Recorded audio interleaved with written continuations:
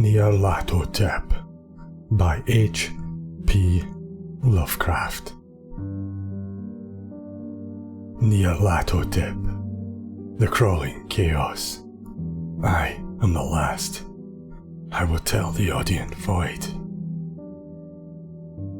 I do not recall distinctly when it began, but it was months ago. The general tension was horrible.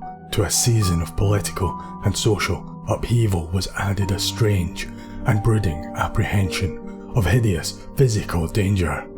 A danger widespread and all-embracing, such a danger as may be imagined only in the most terrible phantasms of the night.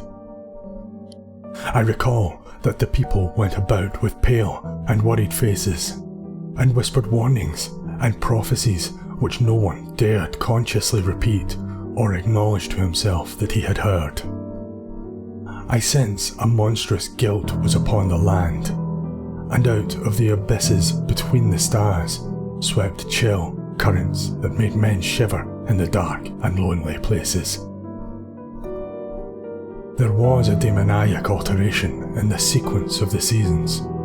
The autumn heat lingered fearsomely, and everyone felt that the world, and perhaps the universe, had passed from the control of known gods or forces to that of gods or forces which were unknown. And it was then that Nyarlathotep came out of Egypt. Who he was, none could tell, but he was of the old native blood and looked like a pharaoh. The fellahi knelt when they saw him, yet could not say why. He said that he had risen up out of the blackness of 27 centuries, and that he had heard messages from places not on this planet. Into the lands of civilization came Nyarlathotep, swarthy, slender, and sinister, always buying strange instruments of glass and metal and combining them into instruments yet stranger.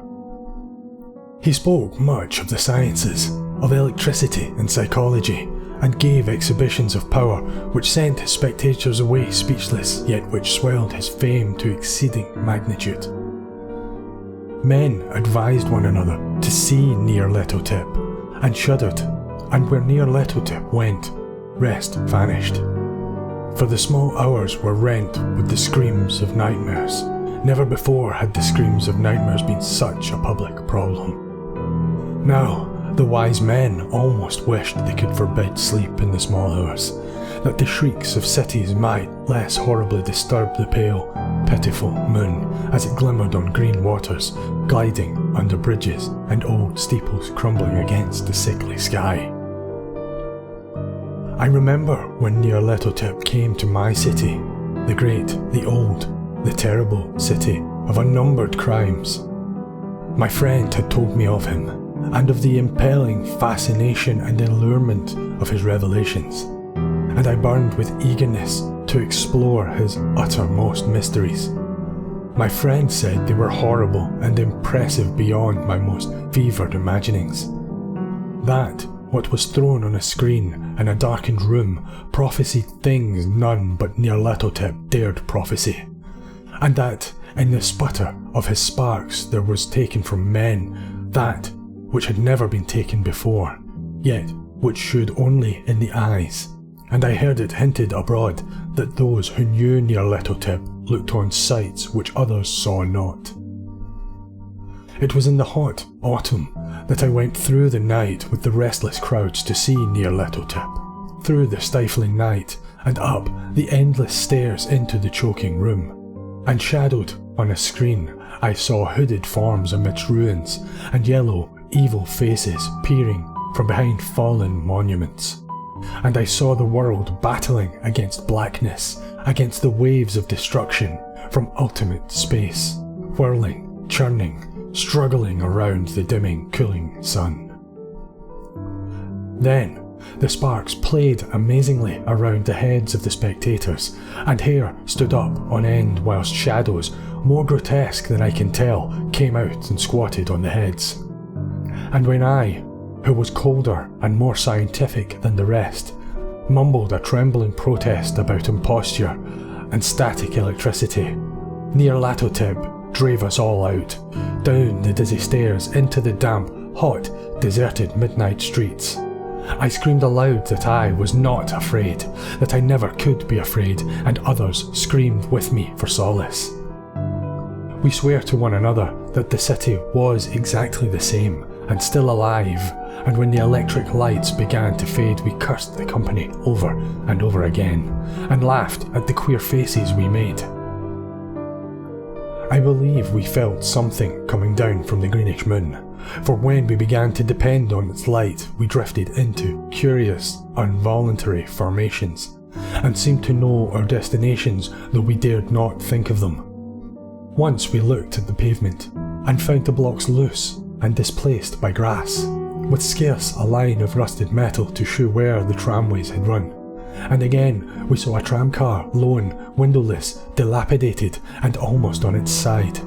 When we gazed round the horizon, we could not find the third tower by the river, and noticed that the silhouette of the second tower was ragged at the top. Then we split up into narrow columns, each of which seemed drawn in a different direction. One disappeared in a narrow alley to the left, leaving only the echo of a shocking moan.